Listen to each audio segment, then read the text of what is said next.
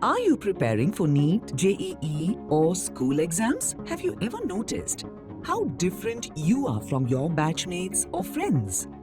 Someone has a very strong memory and someone is so quick at grasping concepts. Then why should everyone prepare the same way? Alan has been delivering results for the past 35 years.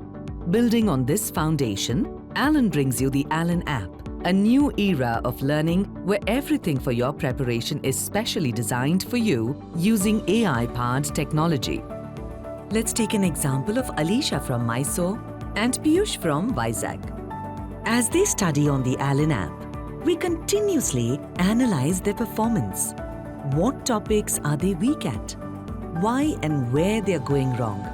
Based on these insights, personalized practice quizzes, study plans, and test strategies are generated for both of them. For instance, in Piyush's chemistry quiz, 50% of the questions are from organic chemistry because that's where he needs to focus. Alisha, on the other hand, needs to work on her speed. Not only that, the Alan app's study planner creates a weekly plan for every student, allowing them to focus solely on their studies. For Alisha, the plan focuses on practicing biomolecules this week, while Piyush needs to concentrate on atomic theory lectures and notes. Alan not only prepares you for the exam, but also supports you in every aspect of your journey. If you have doubts, you can instantly clarify them on the app or directly with the faculty. Feeling worried, nervous or confused? Connect with a mentor. Parents too get the right support through regular updates and PTMs so they can support you in the right way. Alan, specially for you. Admissions for session 2024-25 online live courses are now open. Download the Alan app and enroll now.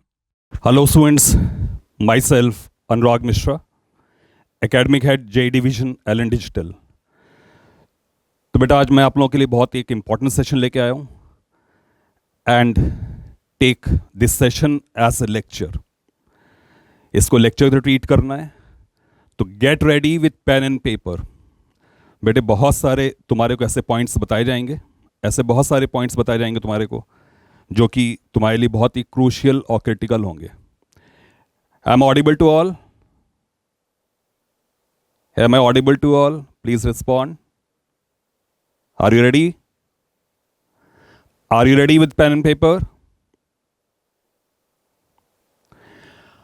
I always call my students as commandos. तो commandos get ready. जो बेटा आज का session है, ये session में मैं discussion करूंगा कि स्टूडेंट्स जब क्लास 11 में अपीयर करते हैं तो उनके सामने क्या चैलेंजेस आते हैं, मैं उसके बारे में डिस्कशन करूंगा. मैं डिस्कशन करूंगा कि हाउ टू मैनेज टाइम, मैं डिस्कशन करूंगा कि हाउ टू टेक लेक्चर्स, और इसके अलावा बेटा मैं बहुत सारे मेंटल प्रिपरेशन के बारे में बात करूंगा. तो बेटे ये बहुत इंपॉर्टेंट है कि आप लोग just like commando pen paper के साथ रेडी हो जाओ and be on study table. जिस शिद्दत से तुम इस लेक्चर को अटेंड करोगे ना, वो बहुत कुछ डिसाइड करेगा कि तुम्हारी फ्यूचर जर्नी क्या होने वाली है. तो just respond. We are ready, let's start.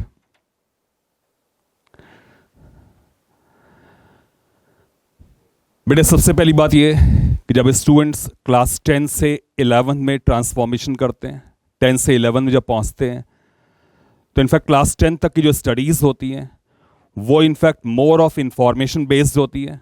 उसमें बहुत इन डेप्थ क्वेश्चंस नहीं आते हैं. मार्क्स जो बच्चों के आते हैं वो बहुत हाई आते हैं. But when they appear in class 11th, तो 11th क्लास में जस्ट सडनली एक जंप होता है. एक सडन ऑल द सब्जेक्ट्स में एक सडन जंप आता है. तो बहुत सारे स्टूडेंट्स तो मेंटली प्रिपेयर्ड होते हैं, बट कुछ स्टूडेंट्स जो मेंटली प्रिपेयर्ड नहीं होते हैं इस सडन जंप के लिए, उनके लिए काफ़ी प्रॉब्लम्स आती हैं. तो बेटा सबसे पहली बात ये कि just be prepared for one thing कि जब आप क्लास 11 में जाओगे there will be quantum jump. ऐसे बहुत सारे सब्जेक्ट्स और ऐसे बहुत सारे टॉपिक स्टार्ट होंगे जिनका आपका पहले से कनेक्ट नहीं रहा होगा। तो जस्ट बी मेंटली प्रिपेयर्ड कि 11th क्लास में इनिशियली बेटा थोड़ा सा शौक लगता है, ठीक है ना। तो सबसे पहले मैं 3 पॉइंट्स के बारे में बात कर रहा हूँ। सबसे पहली बात ये कि higher level of studies you will have to encounter, सबसे पहली पॉइंट ये। दूसरी बात ये कि व्हाट हैपेंस, क्योंकि क्लास 10th इंफॉर्मेशन बेस्ड होता है और शायद उतना ज़्यादा हार्ड वर्क उसमें शायद नहीं रिक्वायर्ड होता है टू स्कोर गुड परसेंटेज। तो स्टूडेंट्स कंफर्ट जोन में होते हैं जब क्लास 11 में जाते हैं, by virtue of lack of hard work वो इनिशियली थोड़े से लैकिंग हो जाते हैं। तो बेटा जो इनिशियली लैकिंग है इसकी वजह से क्या होता है कि गैप बन जाता है, यू आर इनटू कॉम्पिटिशन और वो गैप फिर धीरे धीरे बढ़ता जाता है। तो बेटा एक बात सबसे इंपॉर्टेंट ये नोट डाउन कर लो, सबसे इंपॉर्टेंट बात ये नोट डाउन कर लो कि क्लास 11 में एंटर करते ही you will be ready like commando. तुम ये सबको बताओगे कि मेरे को पहले से ही अलर्ट कर दिया गया था कि मेरे को प्रोफेशनली बिहेव करना है, बट इस बात पर रिस्पॉन्ड करो कि ये बात तुम्हारी समझ में आ रही कि नहीं आ रही। क्लास 11 में शुरुआत से ही तुम अटैक कर दोगे बेटा, जो पहला पावर प्ले है ना उसमें ही तुम रन स्कोर कर दोगे, रन रेट बढ़ा दोगे, बीच के ओवर्स के लिए वेट नहीं करोगे, ठीक है। I want your thumbs up on this, good, ठीक है। तो बेटा पहली बात ये चैलेंजेस आते हैं, स्टूडेंट्स कंफर्ट जोन में रहते हैं, क्लास 10 के अच्छे मार्क्स आए होते हैं, वो बहुत हैप्पी होते हैं कि I am champion, but sudden एक शॉक लगता है। तो due to lack of hard work marks थोड़े कम आते हैं और 1-2 टेस्ट में मार्क्स कम आते हैं तो स्टूडेंट्स ये डाउट करने लग जाता है कि कहीं ऐसा तो नहीं कि मैं जेई के लिए कैपेबल नहीं हूं। बेटा ऐसा बहुत सारे स्टूडेंट्स को होता है कि फर्स्ट 2 मंथ्स में बहुत सारे स्टूडेंट्स सरेंडर कर देते हैं। मैं तुम्हें डरा नहीं रहा हूं, मैं तुम्हें रियलिटीज बता रहा हूं। वो सेल्फ कैपेबिलिटीज पे डाउट करना शुरू कर देते हैं, बट बेटा यहां सेल्फ कैपेबिलिटीज नहीं है, in fact lack of self capabilities नहीं है। इनफैक्ट जो मेन रीजन है वो ये कि आपने एंटीसिपेट ही नहीं किया कि they'll be jump in the level of studies, ये एंटीसिपेट ही नहीं किया। तो इसकी वजह से क्या होता है कि इनिशियल हार्डवर्क कम रहा और आप लैकिंग हो गए। तो बेटा ये ध्यान रखना है कि शुरुआत से ही अटैक करना है, शुरुआत से ही अटैक करना है, ठीक है। बेटा इस पूरे सेशन के दौरान मैं आपको ये बताऊंगा, मेंटल प्रिपेयर्डनेस के बारे में बताऊंगा कि हाउ टू अप्रोच 10 से 11 के लिए। और इस सेशन में बेटा मैंने पेरेंट्स को ही बुलाया है क्योंकि कुछ बच्चे अपने बोर्ड एग्जामिनेशन में बिजी होंगे, हो सकता है उनको टाइम नहीं मिला हो। तो मैं चाहता हूँ जो भी पेरेंट्स यहाँ पे प्रेजेंट हैं वो इन बातों को नोट डाउन करें और ताकि वो अपने वार्ड्स को अलर्ट कर सकें। फिर बेटा एक बात और है कि when you are going to appear for JEE you should be prepared for the competition level. In fact competition level is huge और थोड़ी सी जो स्टडीज का पेस होता है ना वो भी स्लाइटली क्लास 10 के कंपैरिजन में थोड़ा फास्टर होता है। तो उससे अडेप्ट करने के लिए इनफैक्ट थोड़ा एक्स्ट्रा हार्डवर्क करना होता है। तो ये वैसे ही है कि कोई बैट्समैन क्रीज पे पहुंचा है तो शुरुआत में उसको डिलीवरीज को फेस करना आना चाहिए ना, उसको ये आना चाहिए ना कि कैसे रीड आउट करें। वो तुरंत ही आते हुए चौके छक्के नहीं मार सकता है ना, it takes time to settle down. तो बेटा एक अच्छे बैट्समैन की तरह कुछ इनिशियल डिलीवरीज को थोड़ा डिफेंड करना है, देखना है और डिटर्मिन मैनर में अप्रोच करना है। तो बेटा पूरे सेशन के दौरान मैं इसी चीज़ के बारे में आपसे बात करता रहूँगा। फिर बेटा क्लास 11 में स्टूडेंट्स पहुँचते हैं, sometimes there is lack of awareness, उनको पता नहीं होता है कि हम कैसे अप्रोच करें, ओवरऑल हमारा ब्रॉड प्लान क्या है। इनफैक्ट लैक ऑफ मेंटरशिप रहती है, समटाइम्स काउंसलिंग नहीं रहती है, sometimes lack of an action plan होता है। तो बेटे यही चीज़ों के लिए एक प्रॉपर मेंटरशिप की रिक्वायरमेंट होती है। एंड एलन यहाँ पर जो मेंटरशिप है that is main theme, that is main theme. That means हम आपकी क्या हेल्प करने वाले हैं वो इस टाइम पर यहाँ पे लिखा हुआ है। Lack of awareness, lack of counselling, lack of action plan, इनकी वजह से इनिशियल जो आपका पीरियड है वो अच्छी तरीके से जाए। You require a mentor for that. And Ellen is for mentorship. We are for mentorship. बेटा एक बहुत इंपॉर्टेंट बात है कि कोई भी ट्रेनिंग प्रोग्राम अगर आप लेने आ रहे हो, कोई भी ट्रेनिंग प्रोग्राम अगर आप लेने आ रहे हो तो उसके लिए आपकी मेंटल प्रिपेयर्डनेस बहुत ही जरूरी है। इनफैक्ट आप पहचान रहे होगे इनको, Muhammad Ali, one of the greatest boxers, what he said, I hated every minute of training but I said don't quit, suffer now and live the rest of your life as champion.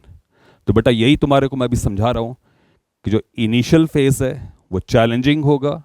बेटा मैं तुमसे बोल सकता था it will be very easy, और ऐसा मैं बोल सकता था, बट ये रियलिटीज़ नहीं है। रियलिटी ये है कि थोड़ा सा चैलेंजेस आते हैं, बट बहुत सारे बच्चे सक्सेसफुल होते हैं with the help of mentor, and you will also be successful.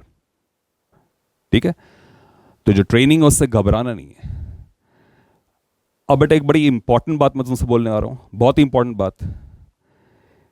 क्या तुम में से कोई मुझे बता सकता है कि तुम आईआईटी जाओगे, ये सपना तुमने कब देखना शुरू किया? तुम्हारे पेरेंट्स ने सपना कब देखना शुरू किया कि तुम आईआईटी ज्वाइन करोगे? जैसे स्पॉन्ड में सबसे पहली बार तुमने कब सोचा कि तुम आईआईटी जाओगे? ये सपना कब आया? ये कब से तुम्हारा ड्रीम है? तो बहुत सारे बच्चे बोल रहे हैं 10th class 9th class this year. तो बेटा एक बात मैं बता दूं कि तुम किसी भी क्लास 12 पास आउट स्टूडेंट से या क्लास 12 स्टूडेंट्स अगर पूछोगे कि अगर तुम्हारे को क्लॉक रिवर्स करने को बोल दिया जाए तो तुम कौन सा पॉइंट चूज करोगे to begin again, they all will say class 10th। They all will say class 10th। और बेटा तुम लोग अभी उसी पॉइंट ऑफ टाइम पर हो। इस बात को रियलाइज करो कि तुम लोग उसी पॉइंट ऑफ टाइम पर हो जिसमें सारे लोग चाहते हैं काश मेरे को एक मौका और मिल जाता and I could begin from class 10th। तो बेटा तुम लोग उस मुकाम पर अभी हो, तो इसलिए जो तुम्हें बातें बताई जा रही हैं उसको तुम्हें फॉलो करना है प्रॉपरली। इनफैक्ट जिस एज में तुम हो इसमें सबसे ज़्यादा एनर्जी होती है, सबसे ज़्यादा वाइब्रेंसी होती है, और इनफैक्ट इस वक्त तुम लिमिटलेस वर्क कर सकते हो। टीन एज में सबसे ज़्यादा एनर्जी, सबसे ज़्यादा वाइब्रेंसी होती है, तो इस टाइम तुम सबसे ज़्यादा वर्क कर सकते हो। तो बेटा तुम लोग पहचान लोगे कौन है ये? पहचानते हो कौन है? One of the greatest basketballers. वो क्या बोल रहे हैं? I made a choice when I was 13. He made a choice when he was 13. When people watch me play, I want them to leave the gym, saying that they just saw a kid who gave everything he had, who had natural abilities, but he played as if he was the 12th guy on the roster. तो बेटा इसमें लिखा हुआ है कि वो इससे से खेला जैसे कि वो रिजर्व पर्सन है। हमेशा हर गेम को उसने ऐसा अप्रोच किया जैसे कि उसका लास्ट गेम है। बट सबसे इंपॉर्टेंट बात क्या है? वो ये लाइंस अगर तुम रेप्लिकेट कर सको तो इससे अच्छा कुछ भी नहीं हो सकता। बेटा आप इसको देखो, what is this? If I can be remembered as a person who squeezed every ounce of juice out of this orange that he could. बेटा देख रहे हो क्या लिखा हुआ है? If I can be remembered as a person who squeezed every ounce of juice out of this orange that he could. बेटा वो लिख रहा है कि gave his all for this. He gave his all for this.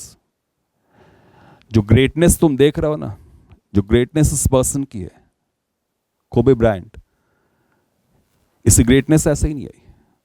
उसने choice 13 years की as में ही कर ली थी, और एक सिमिलर एज में आप लोग भी हो, एक सिमिलर एज में आप लोग भी हो। आज आपके पास एक चॉइस है, आज आप उस पॉइंट पर हो which can be turning point in your career, in your professional career. बेटे जिस भी पर्सन को तुम ग्रेट देख रहे हो ना, वो ग्रेट ऐसे ही नहीं बना है। That person took a choice. उसने डिसाइड किया, एक पर्पसफुल डिसीजन लिया कि I will make it.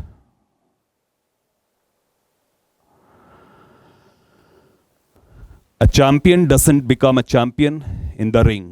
He is merely recognized in the ring. His becoming happens during his daily routine. तो बेटा मैं इस बारे में बात करूंगा कि आपकी जो हैबिट्स हैं वो कितनी इंपॉर्टेंट हैं, और आपको डेली रूटीन है वो कितना इंपॉर्टेंट है। इनफैक्ट आपकी स्टडीज़ और आपका जो स्पोर्ट्स है, एंटरटेनमेंट है, it should be a balance thing, but study hard. बेटा अब वो टाइम आ गया है, अब आपके सामने वो टाइम आ गया है, नेक्स्ट 2 years जो है, दीज आर डिफाइनिंग मोमेंट्स, और इसमें तुम्हें सब कुछ देना है। एक बजा प्रीवियस जो स्लाइड पे बात लिखी हुई थी ना, इसको ध्यान रखना हमेशा। If I can be remembered as a person who squeezed every ounce of juice out of this orange that he could. But अगर तुम ये कर ले गए तो you will be A champion. बेटा मैं कुछ ऐसी बातें बोलने आ रहा हूं जो आपके क्लास में आपको हेल्प करने वाली हैं, ठीक है। How to succeed in class, commitment of time and perseverance. बेटे बहुत सारे बच्चे ऐसे होते हैं जो क्लास में थोड़े अटेंटिव नहीं रहते हैं, लैक ऑफ कंसंट्रेशन होता है, और मोस्ट इंपॉर्टेंटली राइटिंग वर्क नहीं कर रहे होते हैं। मोस्ट इंपॉर्टेंटली राइटिंग वर्क नहीं कर रहे होते हैं। बेटे जब राइटिंग वर्क आप करते हो ना, तो आप टीचर की बातों पे फोकस रहते हो, और वो जो कुछ ही बोल रहा होता है लिखते टाइम, क्योंकि writing work is a multiple activity, इसमें आपका ब्रेन आई हैंड कोऑर्डिनेशन होता है, यू गेट फोकस, तो लिखते टाइम आपको चीज़ और अच्छे से याद हो जाती है। तो बहुत सारे बच्चे किसी भी लेक्चर को सीरियसली लेते ही नहीं है। मैं दो बहुत इंपॉर्टेंट बातें बोल रहा हूँ। आप जब भी स्कूल में पढ़ रहे होगे बेटे, जब भी आप स्कूल में पढ़ रहे हो तो स्कूल के लेक्चर्स को बहुत ही रिलीजियसली लो, because they will be very important for your board examination. और जब आप कोचिंग में पढ़ रहे हो तो उसके लेक्चर को आप बहुत सीरियसली लो, that will important for your JEE. बहुत सारे बच्चे काफ़ी समय के बाद बोलते हैं कि मैं बोर्ड का और जेई का सिंक्रोनाइजेशन नहीं कर पा रहा हूँ, ये दोनों का सिंक्रोनाइजेशन नहीं कर पा रहा हूँ। तो सिंक्रोनाइजेशन वो बच्चा इसलिए नहीं कर पा रहा होता है बिकॉज वो स्कूल की जो क्लासेस होती हैं जो कि बोर्ड की तरफ डायरेक्टेड होती हैं उसको सीरियसली नहीं लेता है। इसीलिए उस बच्चे के लिए हर चीज़ ट्वाइस होती है। बट अगर आप स्कूल की क्लासेस को अटेंटिवली देखोगे, कॉन्सेंट्रेशंस देखोगे, और कोचिंग क्लासेस कॉन्सेंट्रेशन देखोगे, दोनों के डिफरेंट रोल्स हैं। But this is very important thing, this very important thing. तो आपका जो कॉन्सेंट्रेशन लेवल है वो क्लासेस में बहुत हाई होना चाहिए। In fact you should make every class count. Even बेटे जब आप प्रैक्टिकल्स के लिए आते हो ना, तो प्रैक्टिकल्स को भी बहुत रिलीजियसली करना चाहिए, क्योंकि एट द एंड जब बोर्ड एग्जामिनेशन आते हैं तो जो स्टूडेंट्स ने प्रैक्टिकल्स नहीं किए होते हैं दे लैक इन कॉन्फिडेंस, और उस वक्त उनका बहुत ही एडिशनल टाइम उसमें चला जाता है, और वो टाइम वो जेई को मैनेज नहीं कर पाते। Most of times JEE and board examination बहुत क्लोज होते हैं, तो जो लास्ट 1 मंथ होता है बहुत क्रूशियल होता है। तो जो बच्चे शुरू से ही अपने स्कूल के वर्क को, अपने प्रैक्टिकल वर्क को बहुत अच्छे से करते चलते हैं, उनके पास एंड में कोई प्रेशर नहीं होता है। बेटे मैं वो बातें बोल रहा हूँ जिससे कि आप अंडर 100 AR भी ला सकते हो। अंडर 100 AR कोई बहुत डिफिकल्ट चीज़ नहीं है। अगर कोई बच्चा क्लास 10th लेवल पर अगर डिसाइड कर ले कि आई एम डिटर्मिन्ड और मैं एक बहुत ही शेड्यूल से, बहुत ऑर्गेनाइज मैनर में एंजॉय करते हुए स्टडी करूंगा, तो it is achievable bye anyone. तो जो बातें मैं बोल रहा हूँ उस पर अगर आप फोकस करोगे तो बेटा ये डेफिनेटली पॉसिबल है। तो अभी मैंने तुमसे बोला कि how important is your lecture, और राइटिंग वर्क पे मैंने बोला it should be emphasised. knowing and motivating yourself, getting organized, managing your time। बेटा गेटिंग ऑर्गेनाइज का मतलब ये है कि बहुत सारे बच्चे बहुत ही रैंडम होते हैं। इनफैक्ट आप जिस एज में हो बेटा, उस एज में चीज़ें बहुत जल्दी समझ में आती हैं, और जब चीज़ें बहुत जल्दी समझ में आती हैं तो हम उनको लिखते नहीं हैं, उनके प्रॉपर रिकॉर्ड्स नहीं बनाते हैं। बट जब एग्जामिनेशन आता है तो वो टाइम पर due to lack of records, writing work हमने नहीं किया होता, हमने नोट्स नहीं बनाए होते हैं, तो due to lack of this वो टाइम पर एक प्रेशर बन जाता है, और ऐसे बच्चे स्ट्रेस रहते हैं because those students are not organize. Up to class 10th level, board examination level, आपकी जो शार्प IQ है, जो आपके अंदर शार्पनेस है, उसकी वजह से, क्योंकि सिलेबस ही बहुत वास्ट नहीं होता और क्वेश्चन का लेवल भी थोड़ा सा लो होता है, तो काम चल जाता है। बट क्लास 11 में जाने के बाद ये काम नहीं चलता है। बेटा आपको ऑर्गेनाइज होना पड़ेगा, हर सब्जेक्ट की प्रॉपर प्लानिंग करनी पड़ेगी, और वीकली बेसिस पर बेटे हर चीज़ के बैकलॉग्स को क्लियर करना पड़ेगा। That means at the end of the week आप ये कह सको कि मेरा कोई भी बैकलॉग नहीं है, वो चाहे स्कूल का बैकलॉग हो, वो चाहे कोचिंग का बैकलॉग हो, वो क्लियर्ड है। तो बेटा अगर आपने बोल दिया कि माई बैकलॉग्स आर क्लियर्ड, तो यू विल बी चैंपियन। बेटे इस वक्त मैं तुम्हें वो बातें बता रहा हूँ which apply for top ranks, ठीक है। तो मैंने दोनों बातें कवर कर दी, how to get organise and managing time, how important is this. आप बेटे ऑर्गेनाइज रहोगे, लोग चीज़ों के प्रॉपर नोट्स बनाओगे और वीकली बेसिस पर अगर बैकलॉग्स को सेटल करोगे तो बेटे कोई स्ट्रेसेस नहीं आएंगे। इनफैक्ट एग्जामिनेशन की प्रिपरेशन है वो तुम्हारी ऑटोमेटिक हो जाएगी, वो ऑटोमेटिक चलती रहेगी। Getting the most of your lecture बेटा वो तभी हो पाएगा जब आप राइटिंग वर्क कर रहे होगे और टीचर की बातों को सीएसटी नोट डाउन कर रहे होगे, वो तभी हो पाएगा। Finding extra help when you need it, बेटे बहुत इंपॉर्टेंट फैक्टर है। ऐसा कोई बच्चा नहीं है जिसको पढ़ते टाइम डाउट्स ना आए, ऐसा कोई बच्चा नहीं होता है, सबको डाउट्स आते हैं। और यहीं पर हेल्प करता है एलन की मेंटरशिप और एलन की ऐप। बेटे मैं तुम्हें कैटेगोरिकली बोल रहा हूँ और बहुत ही कैटेगोरिकली बोल रहा हूँ, विद एब्सोल्यूट कॉन्फिडेंस मैं बोल रहा हूँ कि हम एलन में एक भी बच्चे के डाउट्स को रहने ही नहीं देते, उसको हम रहने ही नहीं देते। यही मेंटरशिप की एक बहुत इंपॉर्टेंट ट्रम्प कार्ड होता है, ये एक फ्लैगशिप प्रोग्राम होता है। डाउट्स सबको आते हैं बेटा, और डाउट्स क्लियर नहीं हुए तो फिर वो लैक ऑफ कॉन्फिडेंस क्रिएट करते हैं। तो हमारी तरफ से तुम हमेशा फील करोगे कि all the doubts are cleared within a stipulated time. तो बेटा कभी बैकलॉग्स नहीं बनने देना है, और जो हेल्प है ना वो हमेशा मांगनी है। कभी तुम्हें ऐसा लगे कि मैं पीछे छूट रहा हूं, ask for help. Getting the most out of your text book, बेटा getting the most out of your text book का मतलब ये है कि बहुत बार स्टूडेंट्स टेक्स्ट बुक को रेफर ही नहीं करते हैं। बेटा मैं एक बहुत इंपॉर्टेंट बात बोलने आ रहा हूं, and you will have to acknowledge for that. Important point ये, बेटा जब भी कोई टीचर आपको पढ़ा रहा होता है ना तो उसकी लैंग्वेज बहुत ही सिंपल होती है, क्योंकि उसको समझाना है फॉर द फर्स्ट टाइम। वो इवन जो न्यूमेरिकल्स आपको दे रहा होता है those are very lucid, very simple language. But बेटा जो एग्जामिनेशन लैंग्वेज आती है ना, that language is standard text book language. तो जिन बच्चों को टेक्स्ट बुक पढ़ने की हैबिट नहीं होती है, बेटे क्लास 10th लेवल तक मेनी टाइम्स बच्चे टेक्स्ट बुक को अवॉइड करते हैं, नहीं पढ़ पाते हैं। यह हो सकता है उनको फील होता हो कि शायद उस लेवल के नहीं, उनका आईक्यू लेवल थोड़ा ज़्यादा है, वॉट एवर बी रीजन।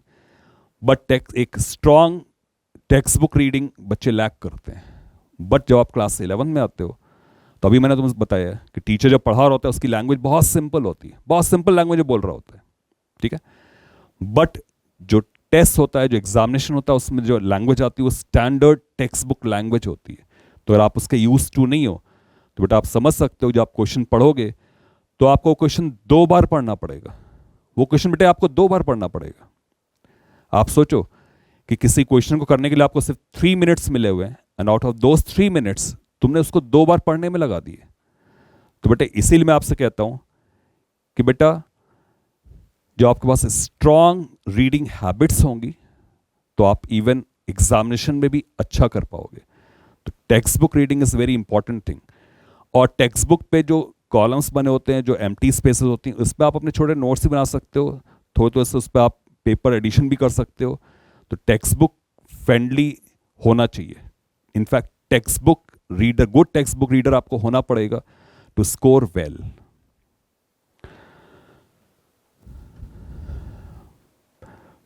बेटा अब एक इंपॉर्टेंट पॉइंट चल रहा है कि बहुत तरह के लर्नर्स होते हैं। They are visual learners. Visual learners का मतलब है कि बहुत सारे बच्चे चीज़ों को देख के समझते हैं। जब वो 3D मॉडल्स कोई देख लेते हैं या कोई सिमुलेशन देख लेते हैं, तो कोई भी 3D चीज़ देख लेते हैं तो विजुलाइज कर लेते हैं, उनके थोड़ा ईजी होता है। They are some visual learners, ठीक है ना, visual learners.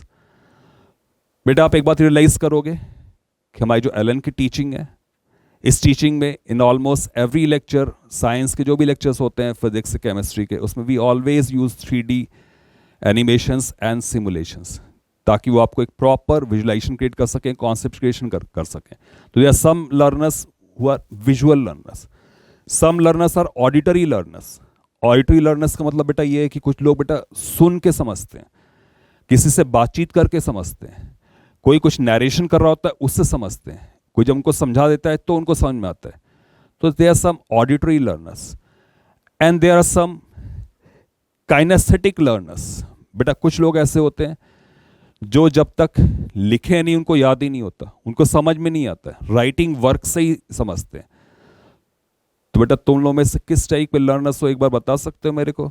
What kind of learner are you? इसमें से कौन सा तुम्हारा पार्ट है? विजुअल लर्नर हो, ऑडिटरी लर्नर हो, या काइनेस्थेटिक लर्नर हो? राइटिंग वाले हो या सुनने वाले हो या देखने वाले हो? कौन से टाइप के लर्नर हो तुम? Very good. तो बेटा इसका मतलब ये तुम्हारी इंस्टिंक्ट है, इसको तुम्हें परसू करना पड़ेगा।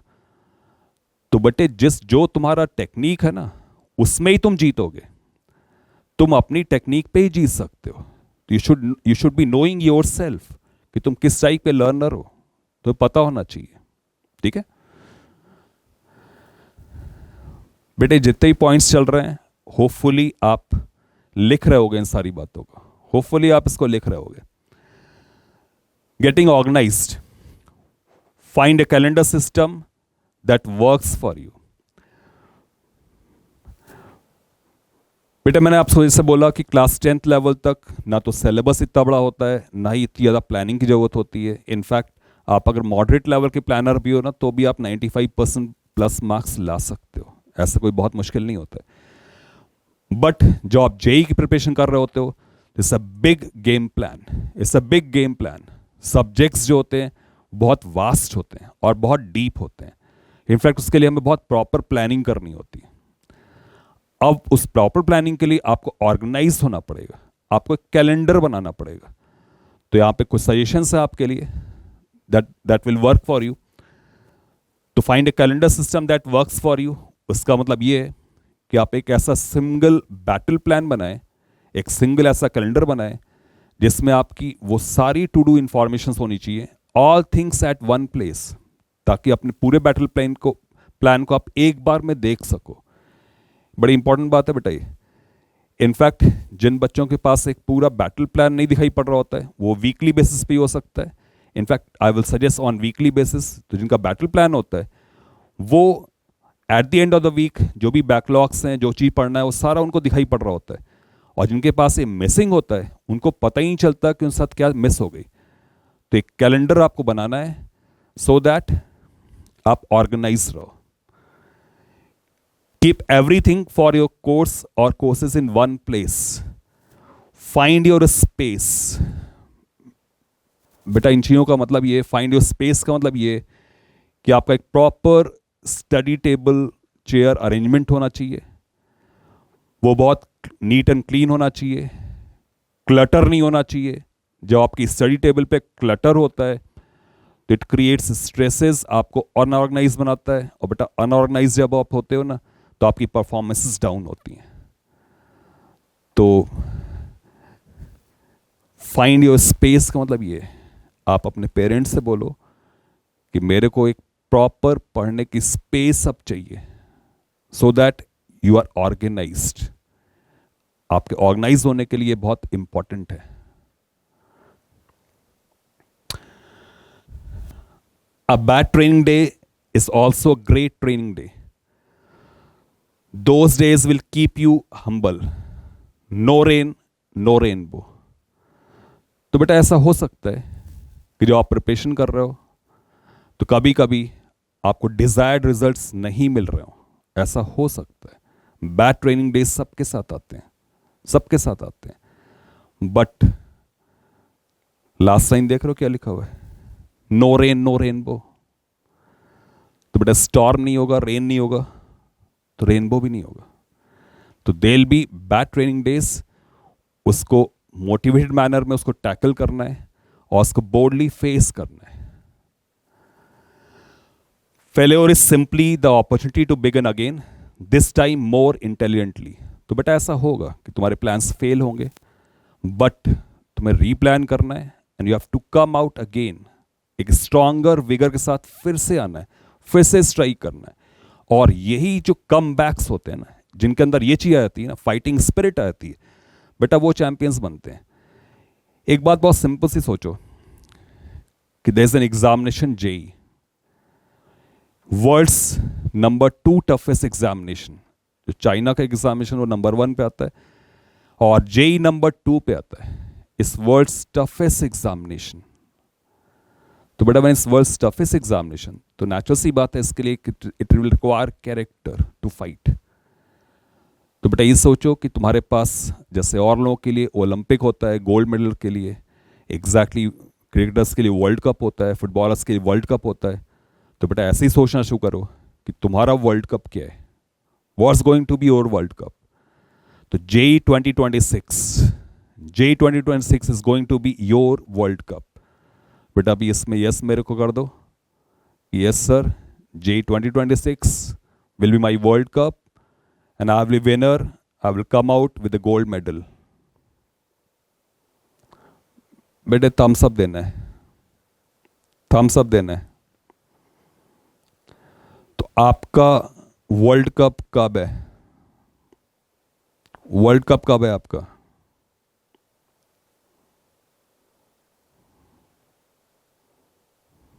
यस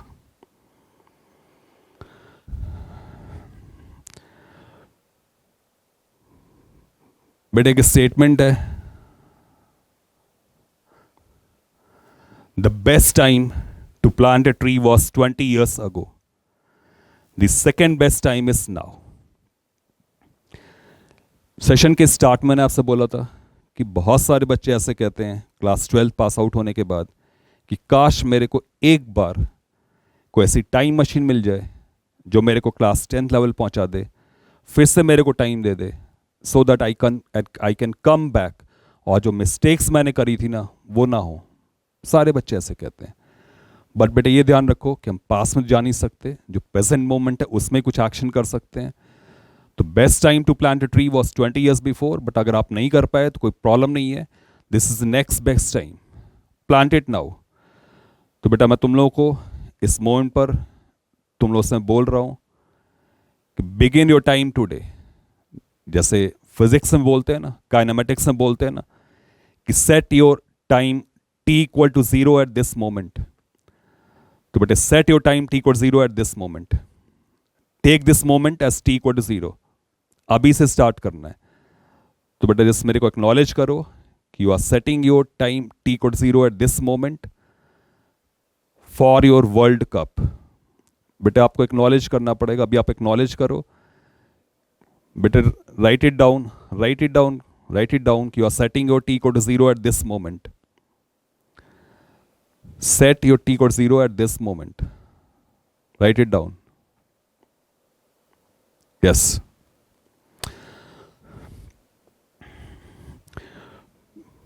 बेटे मेरा नेक्स्ट स्टेटमेंट है, this is for your parents. ये तुम्हारे पेरेंट्स के लिए बात हो रही है.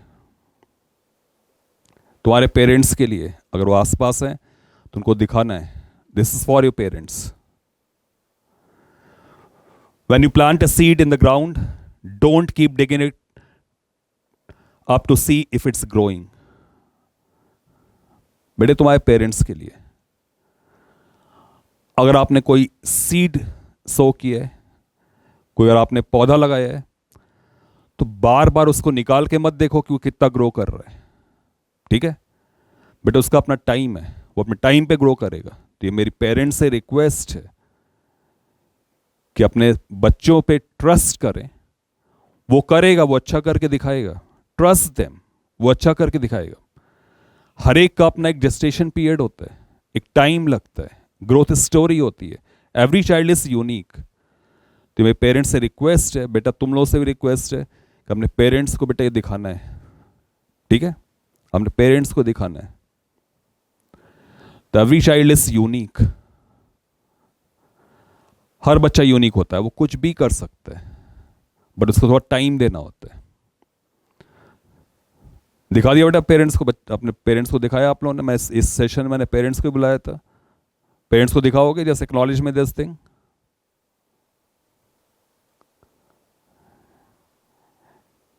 यस बेटा, अब आप एक चीज रियलाइज करो कि वाई पीपल से जे इज डिफिकल्ट. बेटा वो इसलिए कहते हैं क्योंकि वो कॉन्सेप्चुअल होता है. वो चाहे केमिस्ट्री हो, चाहे फिजिक्स हो, चाहे मैथमेटिक्स हो, इट इज कॉन्सेप्चुअल. आपको कॉन्सेप्ट्स को क्रैक करना होता है. इनफैक्ट बहुत सारे लोग सोचते हैं, बच्चे सोचते हैं कि आप न्यूमेरिकल्स करते जाओ करते जाओ करते जाओ। ऐसा नहीं होता बेटा। न्यूमेरिकल्स करते करते करते से फिजिक्स नहीं आती है। फिजिक्स आती है कॉन्सेप्चुलाइजेशन से, फिजिक्स आती है विजुअलाइजेशन से। You might be knowing Walter Lewin, one of the greatest theoretical physicist, जो MIT में बहुत सारे लेक्चर रहे, जिन्होंने बहुत सारे लेक्चर्स दिए। What he says, physics is not about equations, physics is about concepts. I studied physics for 65 years. I lectured 43 years at MIT, published 450 publications, but only remember about 20 equations. बेटा सोचो, एक बंदा जिसने 65 years तक physics पढ़ी, 43 years तक उसने lecture दिया at MIT, that person is saying कि उसको hardly 20 equations को ध्यान थे, and rest he could derive or manipulate or can refer to a book. However, I know where to find most I need, many hundreds. बेटा उसको hundreds of equations requirement होती थी, but 20 equations को at a time शायद ध्यान देती, most important ones. तो बेटा physics is subject of conceptualization. Similarly, जो mathematics होता है, it is subject of manipulations. आप किस से डेटा को मैनिपुलेट कर सकते हो। केमिस्ट्री जो होता है, पार्ट अंडरस्टैंडिंग का होता है, पार्ट राइटिंग प्रैक्टिस का होता है। You should be knowing the nature of subjects. तो फिजिक्स, केमिस्ट्री, मैथ्स, ये तीनों ऐसे हैं जिनका अगर आप नेचर समझते हो, you can crack JEE easily. In fact बेटे, बहुत सारे बच्चों को ये पता ही नहीं होता है कि how to approach a subject.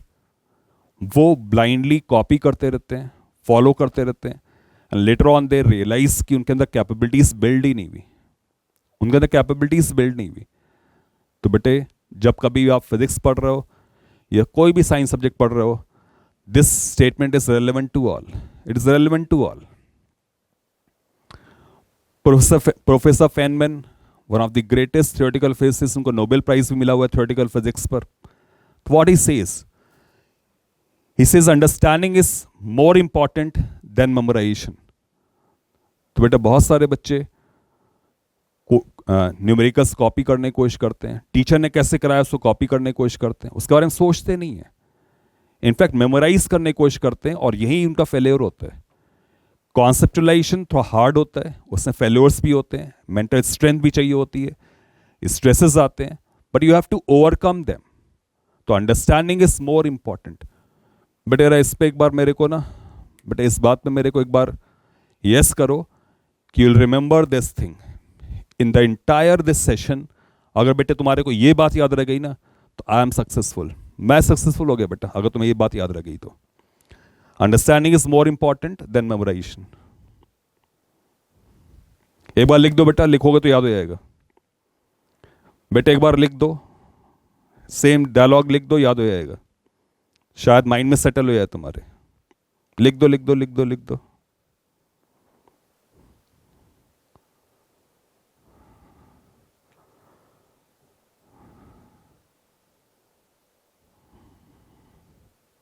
Yes, very good, very good.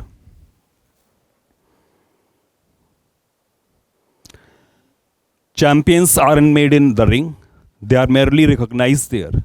What you cheat on in the early light of morning will show up in the ring under the bright lights. बेटा क्या बोल रहे हैं? What you cheat on in the early light of morning will show up in the ring under the bright lights. बेटा practice के दौरान ना जो तुम काम चोरी करोगे ना बेटा, वो इम्तिहान में बाहर आएगा। और इम्तिहान में कैसे आएगा बाहर? ब्राइट लाइट्स में, कि उसके रिजल्ट्स पब्लिश होते हैं बेटा, मम्मी पापा भी देखते हैं, सारे फ्रेंड्स भी देखते हैं, सब लोग देखते हैं। But your true capabilities are revealed in the examination. और वो कैपेबिलिटीज बिल्ड कहाँ होती है? Those capabilities are build during practice. तो प्रैक्टिस सेशन इसलिए बहुत इंपॉर्टेंट है। अगर बेटा तुम्हारे कोई हार्ड कोच मिलता है ना, तो एंजॉय दैट हार्ड कोच। बहुत ही किस्मत वालों को हार्ड कोच मिलता है। बहुत बार क्या होता है, कोच हार्ड होता है तो बच्चे सोचते हैं कि उसको छोड़ के भाग जाते हैं। बट बेटा हार्ड कोच अगर है ना, तो इसको ध्यान रखना, तुम्हारे सामने भगवान ही आ चुका है। तो enjoy hard coach. Why was I the best? What was my secret? I never get bored with the basics. These are great persons. और ये क्या बोल रहे हैं? They never get bored with the basics. Never get bored with the basics. बेटा एक बहुत छोटा सा एग्जाम्पल तुम्हें दे रहा हूँ. तुम लोगों ने कोलकाता में हावड़ा ब्रिज देखा होगा.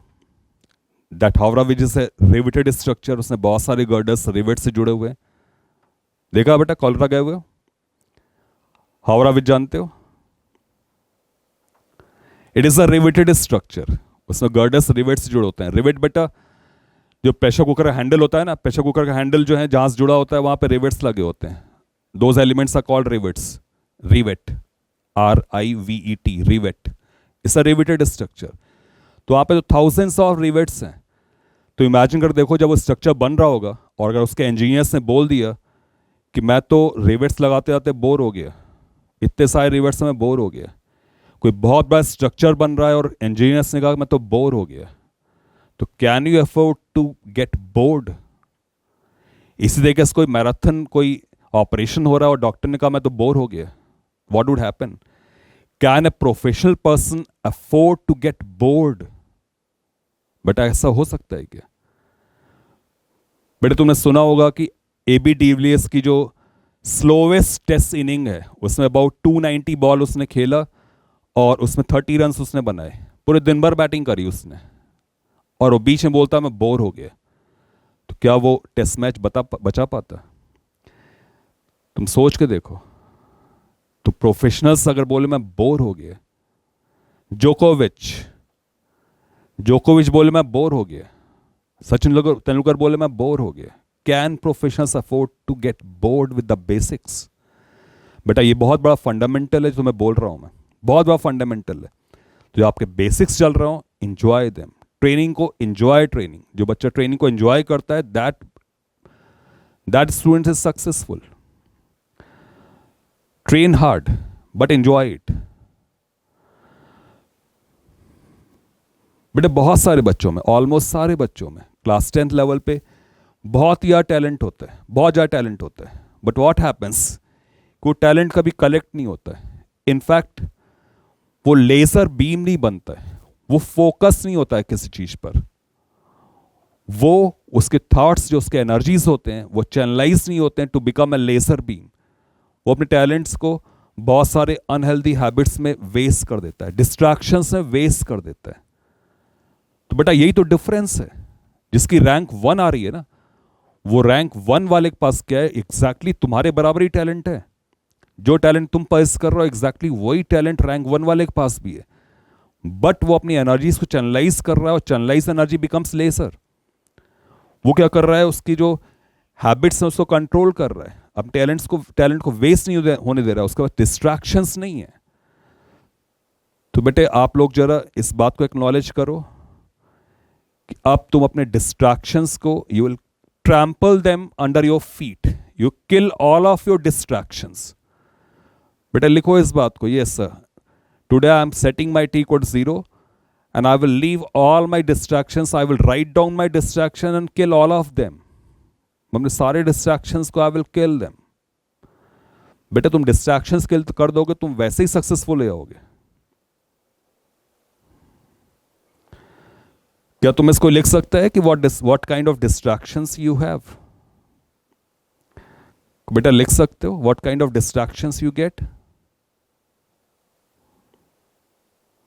सोशल मीडिया, एक बच्चा बोल रहा है social media, video game is my distraction, mobile phone is distraction. तो बेटे मोबाइल फोन का कंस्ट्रक्टिव यूज करो ना, कंट्रोल यूज करो ना. Show your maturity, show your maturity. एक बच्चे ने लिखा यूट्यूब इज माई डिस्ट्रैक्शन. तो बेटा उसके लिए तुम एक प्लान बना के जाओ ना यूट्यूब पर. तुम सोच के जाओ कि मैं इससे ज्यादा टाइम यूज ही नहीं करूंगा. फिर कोई चीज बची होगी उसको मैं नेक्स्ट डे देखूंगा. उसको प्लान करो ना. तो मैं YouTube देखने से मैं मना नहीं कर रहा. There lot of good things there, but आपको उसको प्लान करना पड़ेगा. Don't overdo that. तो हर एक के पास डिस्ट्रैक्शंस होते हैं, उसको ओवरकम करना पड़ता है. एक स्टूडेंट लिख रहा है प्रोक्रेस्टिनेशन, लेजीनेस. बेटा इसको ही तो ओवरकम करोगे तभी तो चैंपियन बनोगे. बेटा एक सिंपल एग्जांपल मैं तुम्हारे कोट कर रहा हूं of Sachin Tendulkar in 2004 in Australia tour. He was getting out while playing balls on the of side. उसको ब्रेटली बार बार आउट कर दे रहा था. वो ऑफ साइड पे स्विंगिंग बॉल फेंकता था, तेंदुलकर कवर ड्राइव लगाता था और स्लिप में कैच हो जाता था. तो while playing cover drive Tendulkar out हो रहा था.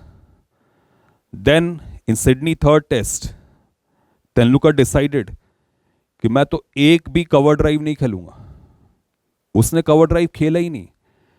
ही went on to score 241 runs without a cover drive and without a single four on the offside. All his fours were on the onside. 33 about fours थे and all were played on the onside. ने उसने कि resolve लिया कि जो चीज मेरे को डिस्ट्रैक्ट कर रही है, जिसकी वजह से मैं फेल्योर हो रहा है, I will give it up and that's why that person is champion. तो बेटा यही बात मैं तुमसे बोल रहा हूं. एक बच्चा बोल रहा है कि all this bed and blanket and laziness. बेटा इसको दूर करना पड़ेगा. तुम में और चैंपियन से कोई डिफरेंस नहीं है. जिसमें तुम्हें डिस्ट्रैक्शंस दूर भगा दोगे, जिसमें ऑर्गेनाइज भी होगे, you will be a champion. I trained 4 years to run 9 seconds. And people give up when they don't see results in 2 months. क्या बोल रहा है बेटा? कौन है ये? One of the greatest athletes on planet. He trained 4 years to run 9 seconds. And people give up when they don't see results in 2 months. तो बेटा यही है कि ऐसा बहुत बार होगा कि अब रिजल्ट्स तुम्हारे सामने इंस्टेंटेनियसली नहीं आएंगे. बेटा तुम्हें मालूम है इन 2004 जो उसका फर्स्ट ओलंपिक था यूसेन बोल्ट का, उसमें वो फोर्थ हीट में फिफ्थ आया था. फोर्थ हीट में fifth, that means about 20th rank. But वो टाइम पे वो गिव अप मार सकता था कि मैं ओलंपिक में तो के लायक ही नहीं हूं. बेटा इस बात को ध्यान से सुनना. Usain bolt was fifth in fourth heat. आप सोचो कि उसकी 20th रैंक के आसपास थी, but that person became the fastest person on planet. तो बेटा यही परसिवरेंस होता है. यही परसिवरेंस होता है. एंड नेक्स्ट थिंग जो मैं तुमसे बता रहा हूं, अगर तुमने ये अपने अंदर बना लिया तो no one can stop you to do miracles. कोई नहीं तुम्हें रोक पाएगा बेटा. My best skill was that I was coachable. I was a sponge and aggressive to learn. बेटे ये लाइफ की सबसे इंपॉर्टेंट चीज है कि are you coachable, are you sponge. Sponge means flexible. Are you deformable, कि तुम्हें कोई कोच कर सके. कहीं ऐसा तो नहीं कि तुम बहुत रिजिड हो अपने थॉट्स में, कि तुम्हें कोई अगर कोई कोच करना चाहे तो तुम बहुत रिजिडिटी शो करते हो, रिलक्टेंस शो करते हो. तो you should B coachable. He was coachable. He was a sponge. To just give me a commitment. But just give me a commitment. You will be coachable and you will be sponge. Flexible in approach. Adaptable. Flexible and adaptable. बेटे लिखना पड़ेगा. बेटा लिखना पड़ेगा. It's a hard class. ये class बेटा champions के लिए है. You will be coachable and flexible. Very good. Deepanshu Raj ने लिखा अभी कि वो एडमिट कर रहा है कि setting is t equal to 0 and be coachable and flexible. Utkarsh Chandra Mishra also saying कि I will flexible. Then Tarun Rathi, Priyank.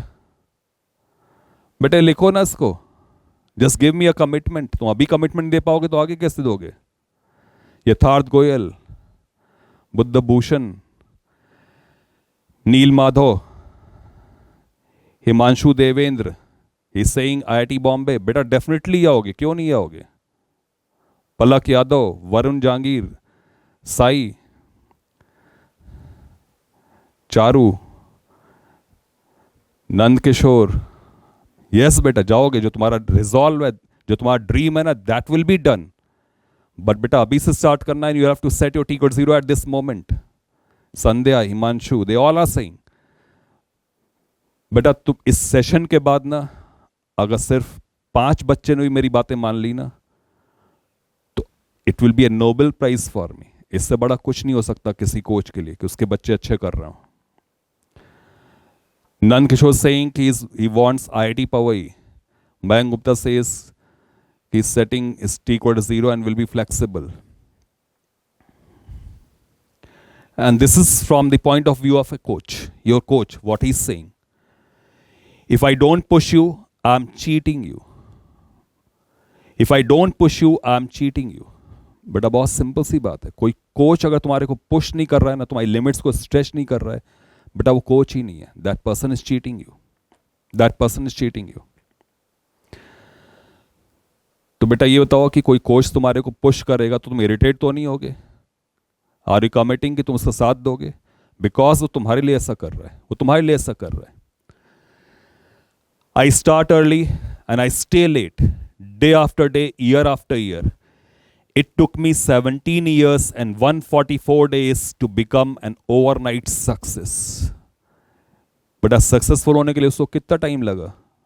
कौन है ये? Messi. It took me 17 years and 144 days to be an overnight success. तो बेटा सक्सेस के पीछे का जो हिस्ट्री होता है ना, nobody looks at that. Success is revealed in bright lights. But उसके पीछे जो डार्क डेज होते हैं ना हार्ड वर्क के, वो बेटा कोई नहीं देख रहा होता है। तो बेटा कमिटमेंट देना है तुम्हारे को। अब बेटा एक तुम्हें छोटी सी स्टोरी बता रहा हूं, इसका स्क्रीनशॉट ले लेना। और एक छोटी स्टोरी बता रहा हूं तुम्हें, इसको आप चेक भी कर सकते हो। हेल्महोल्ट्ज जो थे, ही वॉज जर्मन फिजिसिस्ट। इन्होंने with the help of electrical signals sound generate कर लिया था। With the help of electrical signals sound generate कर लिया था, आप ऐसे मान लो। और ये न्यूज़ इनफैक्ट ट्रांसलेशन के बाद, फ्रेंच ट्रांसलेशन के बाद एक पर्सन के पास पहुंची। दैट मीन्स जो हेल्महोल्ट्ज ने जो काम किया था, दैट वाज उसने इलेक्ट्रिकल सिग्नल से साउंड बना दिया था। और ये वो जर्मन फिजिसिस्ट था, उसकी जो भी बातें थी जर्मन में लिखी हुई थी। और उसके ट्रांसलेशन जो उसका फ्रेंच ट्रांसलेशन था, that reach one of the great persons, Alexander Graham Bell, उनके पास पहुंचा। इन्होंने उसका फ्रेंच ट्रांसलेशन पढ़ा, बट जिस पर्सन ने ट्रांसलेशन किया था उसने रिवर्स लिख दिया था। वो पर्सन लिख दिया था कि sound has been converted to electrical signals. In fact हुआ ये था कि हेल्महोल्ट्ज ने इलेक्ट्रिकल सिग्नल को साउंड में कन्वर्ट किया था, but due to the wrong translation Alexander Graham Bell took it as if sound was converted to electrical signal. बेटा सोच रहे हो?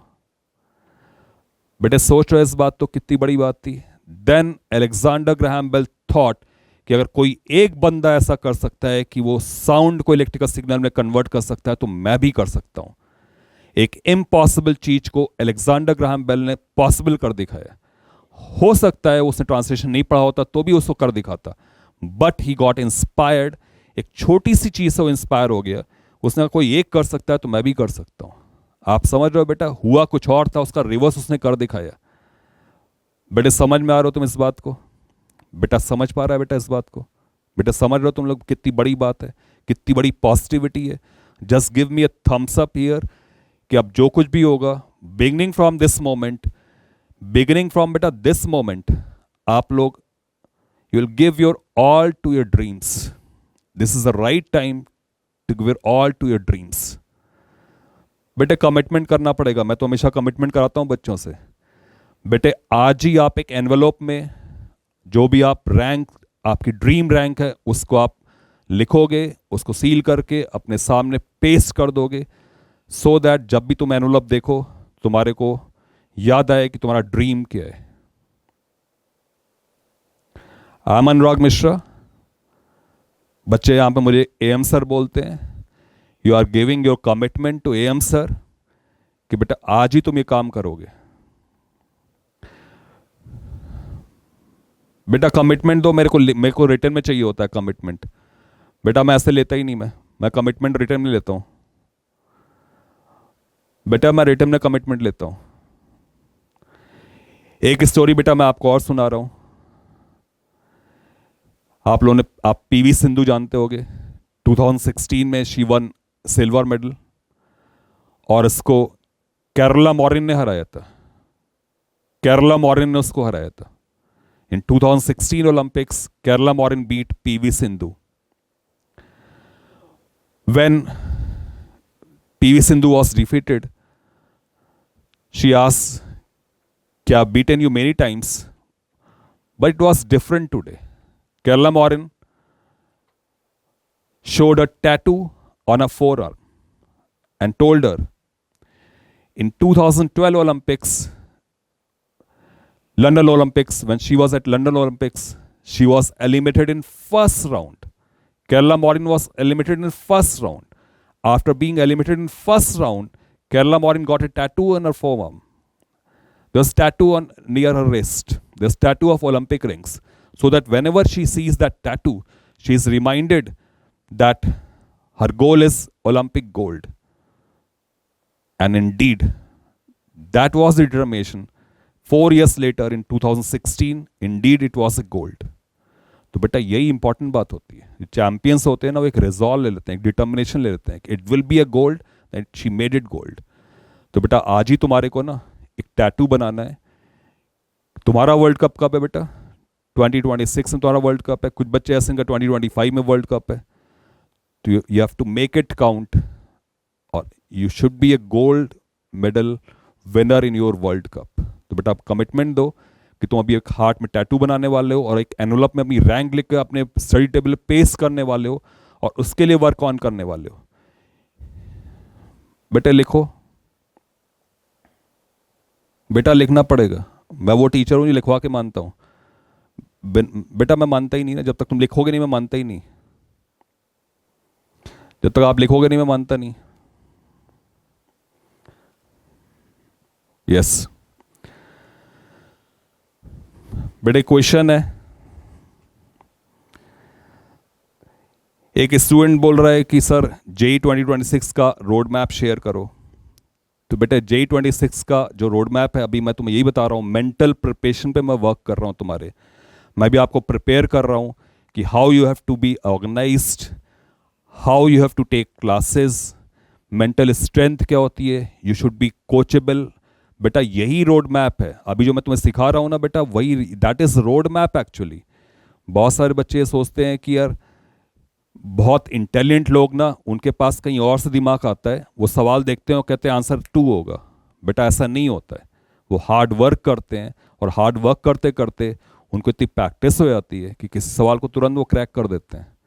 तो बेटा अभी जो तुमसे बात बताई आ रही ना, वो यही बताई आ रही है। मैं तुम्हें सारी बातें कवर की हैं। तो this is a road map. अभी बेटा आपकी अर्ली स्टेजेस हैं, तो अभी हम आपको मेंटल प्रिपरेशन के बारे में बात कर सकते हैं। डिटेल्स में how to approach physics, how to approach chemistry and how to approach mathematics, बेटा इनके डिटेल्स में वेबिनार, बहुत ही डिटेल में के वेबिनार्स होंगे, और एलएन में ऐसे वेबिनार्स रेगुलरली कंडक्ट होते रहते हैं। और मैं आपको ये बोलूँ कि आपको हमेशा जब भी कोई वेबिनार आता है ना बेटा, उसको आपको हमेशा अटेंड करना चाहिए। एटलीस्ट एक बात तुम नई सीख के जाओगे। बेटा आज मैं तुम्हें एक ऐसी स्टोरी बता रहा हूँ that may give you a turn around, ये आपको टर्न अराउंड दे सकता है। हियर इज जॉर्ज डैंसिक, और एक ऐसी ब्रिलियंट स्टोरी है कि इसको मैं जितनी बार भी सोचता हूँ, जितनी बार भी बोलता हूँ, मेरे अंदर खुद इंस्पिरेशन आती है।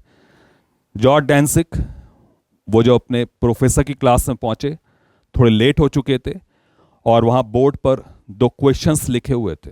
बोर्ड पर 2 क्वेश्चंस लिखे हुए थे।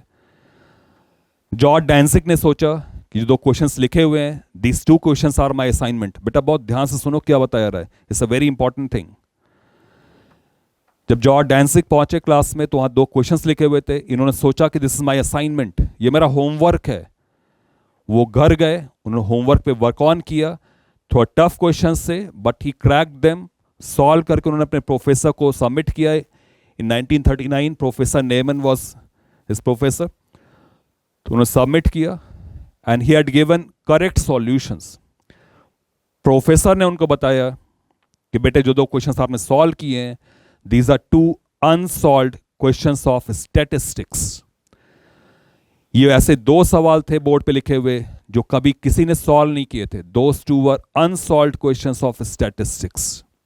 बट आप सोच सकते हो कि एक बच्चा क्लास में गया, उसने देखा कि 2 सवाल लिखे, उसने सोचा मेरा असाइनमेंट है, और वो घर पे आया, उसने ये सोच के सॉल्व किया कि मेरा असाइनमेंट था, I am obligated to this, और उसने उसको क्रैक कर दिया, और बाद में उसको पता चला कि वो क्वेश्चन जो किसी ने सॉल्व नहीं किए थे।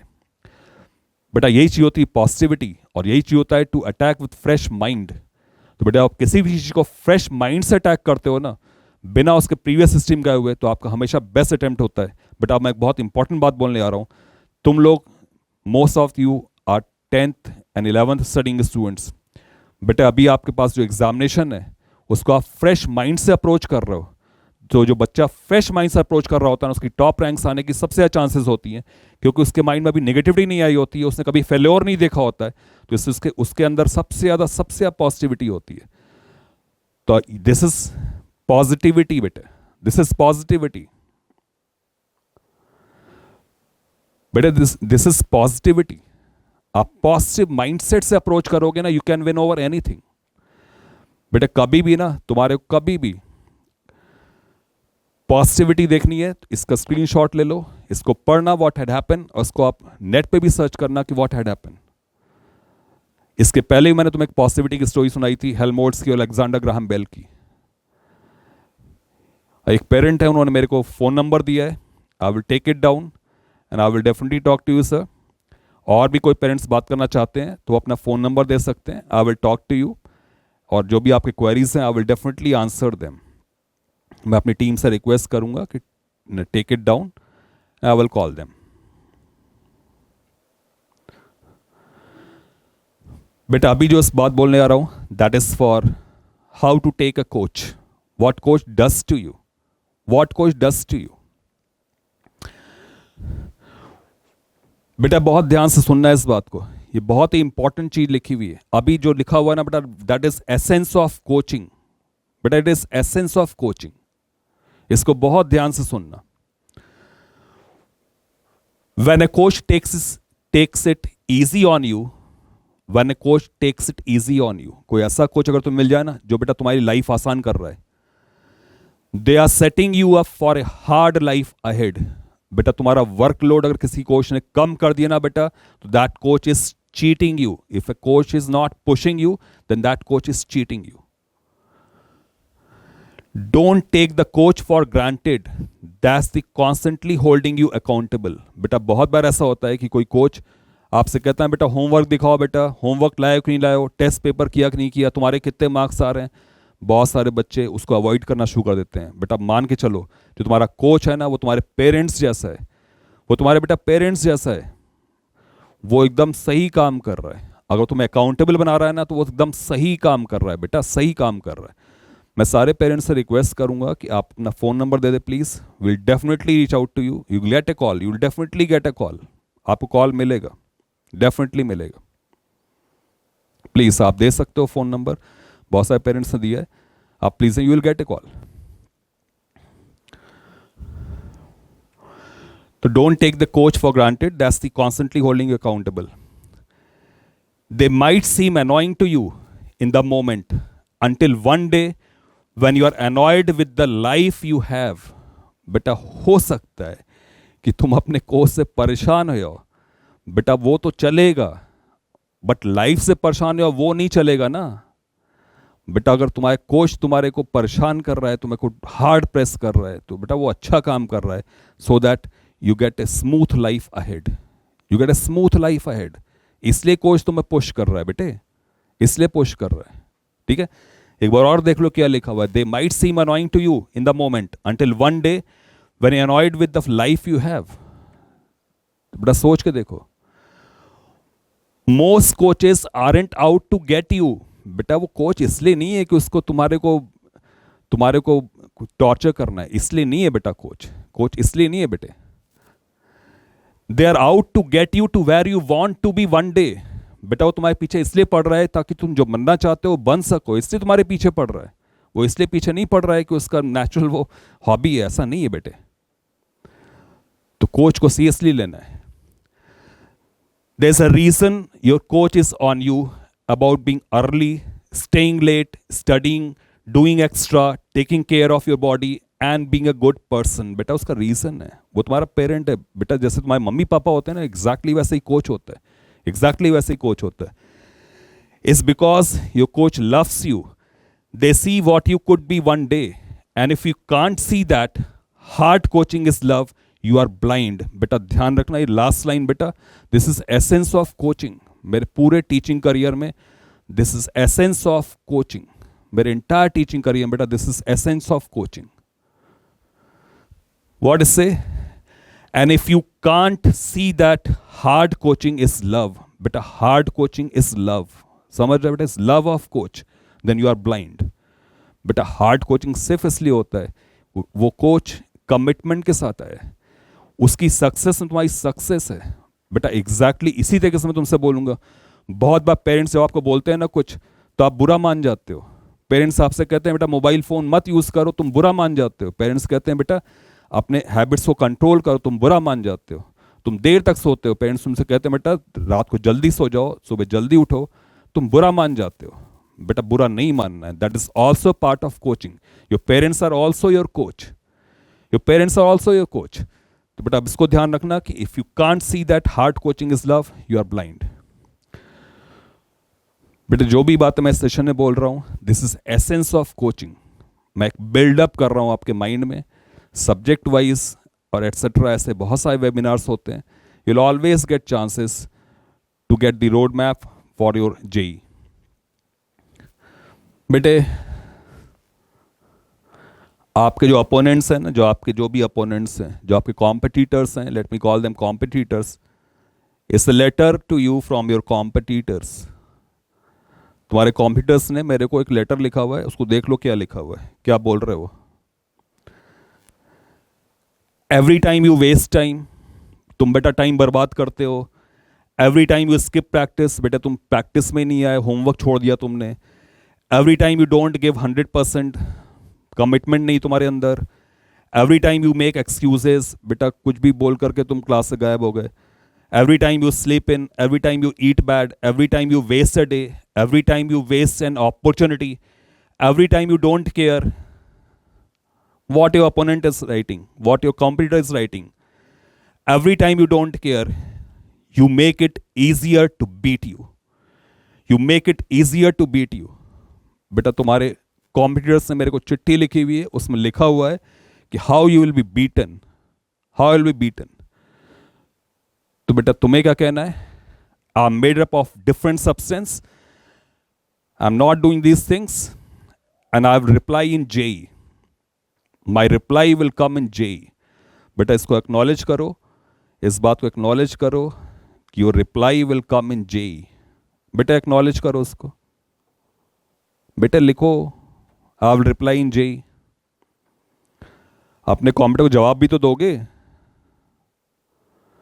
अपने कॉम्पिटिटर को जवाब भी तो दोगे कि your reply will come in JEE. JEE means JEE Advance. IITs, good IITs, you'll respond in JEE. People don't decide their future, they decide their habits, and their habits decide their future. बेटा यही बात मैं बोल रहा था अभी कि आप जिस एज ग्रुप में हो, उस एज ग्रुप में बहुत ज़्यादा एनर्जी होती है, किसी बच्चे में बहुत ज़्यादा एनर्जी होती है. Do not waste it. अपनी हैबिट्स को कंट्रोल करो. जिसको भी बेटे तुम चैंपियन देख रहे हो ना, वो कमिटेड है. बेटा तुमने सुना होगा ना, विराट कोहली का एक रूटीन होता है, विराट कोहली का एक हैबिट होता है, ईटिंग हैबिट होता है. विराट कोहली अपने कंट्रोल करता है एंड इज फिटेस्ट पर्सन. कभी इसको दौड़ते हुए देखा है, कभी धोनी को दौड़ते हुए देखा है. लोग बोलते हैं लाइटनिंग फास्ट है. तो हाउ इट इज अचीव्ड बेटा, हाउ इट इज अचीव्ड बेटा, हाउ इट इज अचीव्ड बताओ तो सही. हाउ इट इज अचीव्ड, कैसे हो जाता है बेटा? कमिटमेंट है, प्रैक्टिस है, कमिटमेंट है, कमिटमेंट है. उन्होंने अपनी हैबिट्स को कंट्रोल किया, they control their habits. But इस प्रोसेस में बेटा एक बात ध्यान रखना कि तुम्हारा जो ओपोनेंट है ना, सबसे बड़ा जो कॉम्पिटिटर है वो तुम हो. अपने अंदर इंप्रूवमेंट लाने तो हमेशा ये सोचो कि क्या मैं अपने one day before previous day से am I 1% better, am I 1% better. I don't care who is done better than me. It's always me versus me. तुम अपने आप से डिसाइड करो कि मैं अपना कॉम्पिटिटर हूं, आज मैं अपने पिछले वाले दिन से बेटर करूंगा. You will be successful. उसको मैं सक्सेस बोल रहा हूँ बेटे, सक्सेस का मेरे लिए यही मतलब है। बेटा तो मैं एक फॉर्मूला दे रहा हूँ, एक बहुत सिंपल फॉर्मूला दे रहा हूँ बेटा तुम्हारे को, एक बहुत सिंपल फॉर्मूला दे रहा हूँ। आज के बाद रिजॉल्व करो, आज के बाद टेक अ रिजॉल्व कि मैं 1% बेटर देन यस्टरडे करूँगा। आज टेक अ रिजॉल्व कि मैं हर दिन पिछले दिन से 1% का इंप्रूवमेंट लाऊंगा अपने हैबिट्स में, अपने डिस्ट्रैक्शंस को किल करने में, पढ़ाई के हैबिट्स में 1% बेटर देन यस्टरडे। तुम अगर इतना कर दोगे, तुम इससे बड़ा इंप्रूवमेंट कोई पॉसिबल ही नहीं है। बेटा एक्नॉलेज करो, you live at least 1% better than yesterday. बेटा एक्नॉलेज करो, आज का दिन डेट नोट कर लो, set your T equal 0 at this moment. बेटा मैं पढ़ रहा हूं, तुम्हारे सारे कमेंट्स में पढ़ रहा हूं। If you want to fly, give up everything that weighs you down. बेटा अगर उड़ना है ना, वजन हल्का करना पड़ेगा, हैबिट्स को छोड़ना पड़ेगा, डिस्ट्रैक्शंस को किल करना पड़ेगा, तो ही उड़ पाओगे। ठीक है बेटा, कुछ पॉइंट्स हैं, उसको थोड़ा ध्यान से सुन लेना, कुछ इंपॉर्टेंट पॉइंट्स हैं। Know yourself and when you will be able to study most efficiently. बेटा अपने जो प्रोडक्टिव आवर्स हैं ना, उसको आइडेंटिफाई करो कि सबसे अच्छे प्रोडक्टिव आवर्स तुम्हारे कौन से हैं। वो प्रोडक्टिव आवर्स में बहुत बार ऐसा होता है कि कोई ऐसा, हर एक बंदे का एक ऐसा टाइम होता है जिसमें कि उसकी एफिशिएंसी बहुत ज़्यादा होती है। तो कभी भी उस एफिशिएंसी टाइम में नॉन प्रोडक्टिव वर्क पे मत वेस्ट करो, उससे सिर्फ पढ़ाई करो, उससे सिर्फ पढ़ाई करो। तो एक चीज़ और लिख लो कि तुम अपने प्रोडक्टिव आवर्स को आइडेंटिफाई करोगे, प्रोडक्टिव आवर्स को आइडेंटिफाई करोगे तुम अपने। Create a set daily study time for yourself. एक तुम्हारे पास स्टडी टाइम फिक्स होना चाहिए, कुछ भी स्किप हो जाए वो स्टडी टाइम स्किप नहीं होना चाहिए। ये बेटा बहुत छोटी बातें हैं। Schedule study time using shorter focus blocks with small breaks. बेटा 45 मिनट्स के छोटे छोटे ब्लॉक्स में पढ़ो विथ 5 मिनट्स ब्रेक्स। 45 मिनट पढ़े, 5 मिनट का ब्रेक, 45 मिनट पढ़े, 5 मिनट का ब्रेक, एंड सो ऑन। तुम ऐसे करते आओगे तो बहुत लॉन्गर ड्यूरेशन में पढ़ पाओगे, थकोगे नहीं, स्ट्रेस फील नहीं करोगे, because after every 45 minutes you are giving yourself moment of enjoyment for 5 minutes। तो इससे बेटे शॉर्टेस्ट बर्स्ट में पढ़ो with small breaks। Plan time for leisure, friends, exercise and sleep. बेटा सबके लिए टाइम प्लान होना चाहिए। वीकली बेसिस पे प्लान करो, मैं वीकली बेसिस पे फ्रेंड्स के लिए इतना टाइम दूंगा। Friends are also sometimes distractions, entertainment distraction नहीं होना चाहिए। बेटा फिजिकल एक्टिविटी बहुत इंपॉर्टेंट है, प्रॉपर फूडिंग हैबिट्स इंपॉर्टेंट है। तो बेटा इसमें डिस्ट्रैक्शंस नहीं है, इसको कभी स्किप नहीं मारना है। This are very important things. Log your homework deadlines and exam dates in your personal calendar. बेटा मैं शुरुआत में बोला था कैलेंडर बनाना है, सारी चीज़ें लिखनी है। कैलेंडर में विजिबल होगा, बैटल प्लान में विजिबल होगा, तो बहुत ईजी क्रैक कर पाओगे उसको। Try to complete task ahead of schedule. बेटा ये देखो ये क्या लिखा हुआ है। बेटा अगर ये तुम्हारे ब्लड में चला गया ना, दिस थिंग, कुछ भी बन सकते हो, कुछ भी बन सकते हो, कोई भी रैंक ला सकते हो। अगर तुम्हारी ये हैबिट आ गई ना, कुछ भी बन सकते हो, कुछ भी, एनीथिंग, जो सोचोगे हो जाएगा। Nowhere help can be found. बेटा मैंने शुरुआत में तुमसे बोला था, इट्स वेरी इंपॉर्टेंट। डाउट्स आएंगे, प्रॉब्लम्स आएंगे, ट्रबल्स आएंगे, Allen is with you, Allen is with you आएंगे, वी आर विद यू, हम हैं वहां पर, we are with you. Review your calendar and prioritize daily. बेटा प्रायोरिटीज बनानी चाहिए, कहीं कुछ लैक आ गया तो उसको तुम और प्रायोरिटाइज करो। प्रायोरिटाइजेशन बड़ा इंपॉर्टेंट होता है कि किस काम को किस समय पे करना है। Resist distractions by setting and sticking to a designated study time। बेटा अपनी बात हो चुकी है इसके बारे में। Multitask when possible। कई बार ऐसा होता है हमें मल्टीटास्किंग करना पड़ता है, ठीक है। Prepare before you go to class। One of the most important things। तुम बोलते हो ना फर्स्ट रैंक मेरी आनी है, तो बेटा फर्स्ट रैंक तुम कैसे ला पाओगे अगर तुम्हें वो बच्चा बीट कर देता है जो पढ़ के आया क्लास में। वो तो तुमसे पहले से आगे हो गया ना, वो बेटा तुमसे पहले से आगे हो गया। तो लेट मी टेल यू, जो मेरे एक्सपीरियंसेस है अकॉर्डिंग टू दैट, मैंने देखा कि उन बच्चों की AR1 आती है, वो बच्चे टॉप 10 में आते हैं, वो बच्चे अंडर 100 आते हैं जो प्रिपेयर्ड होते हैं, जो पहले से प्रिपेयर्ड होते हैं. This very important thing to get top ranks. Be a good listener. Be a good listener. चाहे मम्मी पापा बोल रहे हैं, चाहे कोच बोल रहा हो, कोई भी अच्छी बात बोली जा रही है, be a good listener. Be a good listener. अच्छे नोट्स बनाओ. Get a study partner. बेटा दोस्त बनाना है ना, उसको दोस्त मत बोलो. इंपॉर्टेंट बात बोल रहा हूं बेटा, उसको दोस्त मत बोलो. उसको क्या बोलना है? That is your study partner. बेटा तुम्हारा दोस्त है, आज के बाद से तुम्हारा दोस्त है कि तुम्हारा स्टडी पार्टनर है? तुम्हारा दोस्त है या स्टडी पार्टनर है? तुम्हारा फ्रेंड है या स्टडी पार्टनर है? कौन है वो? फ्रेंड है या स्टडी पार्टनर है? कौन है वो? कौन है बेटे वो? बेटा आई हैड मेनी आइडियाज. कुछ आइडियाज को मैं स्किप कर रहा हूं. Sometimes later on will come back to it. तो finally I am at the end of session. बेटे जो भी बातें मेरे पास थी, मुझे बहुत अच्छा लगा आपको बता करके. आई am at the end of session. और एक कुछ इंपॉर्टेंट बात मैं तुमसे बोल रहा हूं. It is will to win. It is will to prepare. It is will to work hard. And it's will to endure hard grind of preparation. In fact, it's will to win. Will to win always defeat. Will to win is always more important than talent.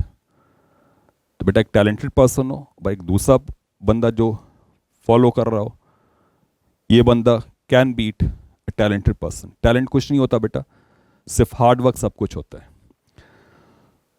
तो students, फिर eight the end of session मुझे बहुत अच्छा लगा.